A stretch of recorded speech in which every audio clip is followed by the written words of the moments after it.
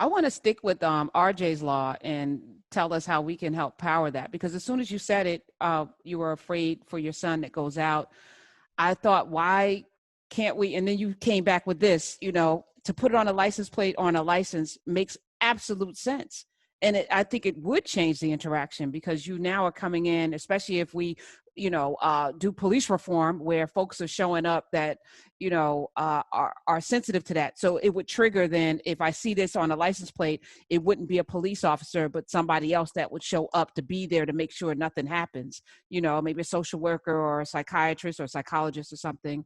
I think that makes Yeah, sense. Karen, the thing is though, as you said, you can't have RJ's law and then not have trained officers understanding what autism looks like in the community. So we've got to have a multi-pronged approach where you have autism training, where you have compassionate people in the field and in these communities that understand what's going on in the community. In Florida some years ago, a man was shot who was just trying to help out the man he was taking care of outside of a group home. Charles Kinsey, he was shot by Miami cops just trying to help the guy he was taking care of who had autism, who was a young adult, who was nonverbal in the middle of the street. And it's like, this all took place outside of a group home in a neighborhood in Miami.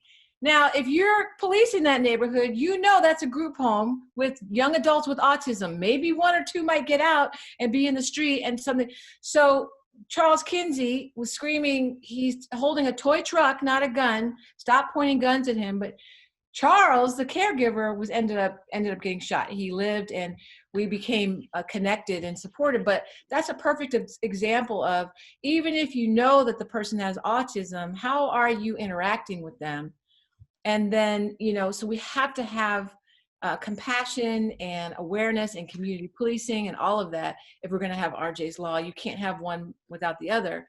But I was inspired by another woman named Pam Mines in Virginia who created JP's law for her son. And it's a similar law where you're notified on a license plate or a driver's license. And then does that change the interaction? So far, so good, but we got to get the data and all of that. So yeah. I'm going to kick in going for, RJ's law in California. And then hopefully, and I have actually talked to Vice President-elect Harris about this. And I'm hoping that once we get this sense of normalcy, get COVID under control, that we can also get some of these laws on the books that are going to help save our young people with autism.